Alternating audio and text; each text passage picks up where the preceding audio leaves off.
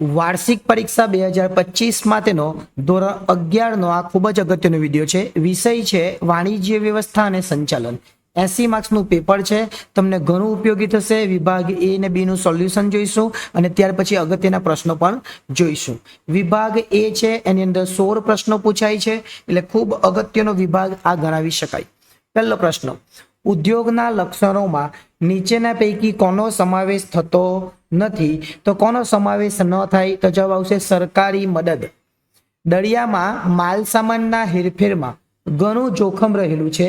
આ દરિયાઈ જોખમની સલામતી માટે કઈ કંપનીએ સૌપ્રથમ વીમાની શરૂઆત કરી? તો જવાબ આવશે લોર્ડ્સ ઓફ લંડન.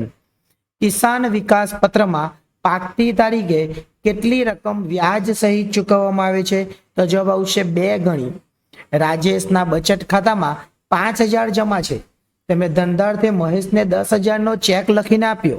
બેંક દ્વારા આ ચેક મંજૂર કરવામાં આવ્યો અને બેંકે ત્યારે કઈ સેવા આપેલી કહેવાય? 5,000 જમા હતા અને બેંકે 10,000 રૂપિયા આપી દીધા. એનો મતલબ બેંકે ઓવરડ્રાફ્ટની સેવા આપેલી કહેવાય. કોઈ પણ મધ્યસ્થી વગર હરાજી દ્વારા ખરીદ વેચાણની સુવિધા કઈ વ્યવસ્થામાં પ્રાપ્ત થાય છે? તો જવાબ આવશે B2C. શેમાં આવશે? B2C.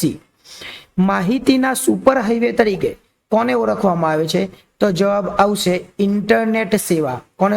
ઇન્ટરનેટ સેવા. પુલ, રોડ, નહેર બનાવવા જેવા ચોક્કસ કાર્ય માટે રચવામાં આવતી પેઢીને શું કહેવાય? આ ચોક્કસ કાર્ય એટલે નિશ્ચિત કાર્ય માટેની ભાગીદારી પેઢી. ભાગીદારી પેઢીના ફાયદાઓમાં નીચેનામાંથી કોનો સમાવેશ થતો નથી? ભાગીદારી પેઢીના ફાયદાની અંદર ઝડપી નિર્ણયોનો સમાવેશ થતો નથી. કંપનીના શેર હોલ્ડરો પોતાના પ્રતિનિધિને ચૂંટે છે, તેને શું કહેવાય? કંપનીના જો શેર હોલ્ડર હોય ને પોતાના પ્રતિનિધિને ચૂંટે તેને સંચાલક કહેવાય. જાહેર કંપની પોતાનું નિયમન તૈયાર ન કરે તો શું થાય? જાહેર કંપની જો પોતાનું નિયમન તૈયાર ન કરે તો પરિશિષ્ટ 1 લાગુ પડે. સરકારી કંપનીની સ્થાપના કયા કાયદા હેઠળ થાય છે? તો કંપની ધારા હેઠળ થાય છે. કંપની દ્વારા સ્વીકારાતી જાહેર થાપણની મુદત કેટલી? તો જવાબ આવશે 6 ઇતિ નહીં પણ 6 થી 36 માસ. 6 થી આ જે થી લખેલું છે ને એ આવશે 6 થી 36 માસ. જથ્થાબંધ વેપારી અને ગ્રાહકો વચ્ચેની કરી એટલે કોણ? તો જવાબ આવશે છૂટક વેપારી. શિપિંગ ઓર્ડર કોણ આપે છે? તો જહાજી કંપની. બિલ ઓફ લેડિંગ દસ્તાવેજ નીચેના પૈકી શું સૂચવે છે? તો જવાબ આવશે માલની માલિકી સૂચવે છે. સામાજિક જવાબદારીના સંદર્ભે બજારનો રાજા આપણને ખબર કે ગ્રાહક કહેવાય. ત્યાર પછીના જે પ્રશ્નો છે વિભાગ બી ના, એના જવાબો પણ આપણે જોઈએ. સૌ પ્રથમ પ્રશ્ન કંઈક આવો છે, એની અંદર એવું લખેલું છે કાશ્મીરમાં ઉત્પાદન થતા સફરજન જ્યારે ગુજરાતના વેપારી તથા ગ્રાહકો સુધી પહોંચાડવામાં આવે તો કયા તુષ્ટિગુણનું સર્જન થયું કહેવાય? તો એનો જવાબ આવશે સ્થાન તુષ્ટિગુણ. કયો? સ્થાન તુષ્ટિગુણ. મલ્ટિપલ યુનિટ ટ્રેન એટલે શું? તો જે ટ્રેન હોય એના બધા ડબ્બા અથવા કેટલાક ડબ્બા, બધા અથવા કેટલાક ડબ્બા ચાલક બળ ધરાવતા હોય. શું? ચાલક બળ ધરાવતા હોય. તો મારે શું લખવાનું? જે ટ્રેનના બધા અથવા કેટલાક ડબ્બા ચાલક બળ ધરાવતા હોય તેને યુનિટ ટ્રેન કહેવાય અને મલ્ટિપલ યુનિટ ટ્રેન કહેવાય. હેકિંગ એટલે શું? કોઈની ઉપયોગી વસ્તુને આપણે હેક કરી લઈએ, એના વિશે થોડું વાંચજો, કારણ કે ડિટેલમાં આપણે વાત કરવાની નથી અત્યારે, કારણ કે એટલો ટાઈમ આપણી પાસે નથી. ધંધાના માલિકને ધંધામાં દેવું થઈ જતા પોતાની અંગત મિલકત વેચીને દેવું ચૂકતે કર્યું. અહીં માલિકે કયા પ્રકારની જવાબદારી નિભાવી કહેવાય? તો કઈ? અમર્યાદિત. શું આવશે? અમર્યાદિત જવાબદારી.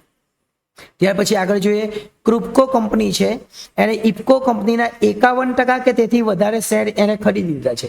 સંચાલકોની નિમણૂકનો અધિકાર પણ ધરાવે છે. તો ક્રુપ્કો નામની કંપની વિશે તમારો મંતવ્ય જણાવવાનું છે. તો એ કઈ કંપની કહેવાય?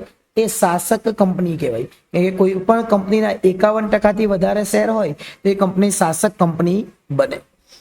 ભારતમાં રાષ્ટ્રપતિના નામે કઈ કંપનીના શેર હોઈ શકે? કઈ કંપની? તો સરકારી કંપનીના શેર હોઈ શકે, પ્રાઇવેટના ન હોઈ શકે. આંતરરાષ્ટ્રીય વેપાર ક્ષેત્રે સંબંધો વિકસે તે માટે કઈ સંસ્થાનું સ્થાપના કરવામાં આવી? કઈ સંસ્થા? તો WTO ની ખબર પડે તો વિશ્વ વેપાર સંગઠન. શું? વિશ્વ વેપાર સંગઠન. વિદેશ વેપારમાં શાકપત્રની જરૂર શા માટે પડે? તો આયાતકાર વતી નિકાસકારને નાણાંની ખાતરી આપવા માટે. એટલે અહીંયા સુધી આપણે જોઈ લીધું અને આ વિભાગ બી ના પ્રશ્નો હતા. હવે વિભાગ સી ની અંદર કયા પ્રશ્નો છે એ પણ જોઈ લેજો. વિભાગ સી ની અંદરના પ્રશ્નોનો સ્ક્રીનશોટ લેવો હોય તો લઈ લેજો. ખૂબ અગત્યના પ્રશ્નો છે. જો આ ઈ બેન્કિંગ અને બિન નાણાકીય વ્યવહારો ખૂબ અગત્યનો પ્રશ્ન ગણાવી શકાય. તમને આની અંદર કેસ સ્ટડી આધારિત પ્રશ્નો પણ પૂછવામાં આવશે. ચાર્ટર પાર્ટી, છૂટક વેપારી છે, સામાજિક જવાબદારી છે, અગત્યના પ્રશ્નો છે. વિભાગ ડી ની અંદર દરેકના 3 ગુણ એવા કોઈ પણ 6 પ્રશ્નો આપણે લખવાના 9 માંથી 6 પ્રશ્નો અને વર્ગીકરણ કરવાનું છે. આવા પ્રશ્નો પણ પૂછાય. કેસ સ્ટડી આધારિત પ્રશ્નો પણ આમાં પૂછાઈ શકે. એટલે ખૂબ અગત્યના પ્રશ્નો છે. ખાસ ધ્યાન આપીને આ જે છે વિડીયો એને જોઈ લેજો જેથી કરીને તમને મુશ્કેલી ન થાય.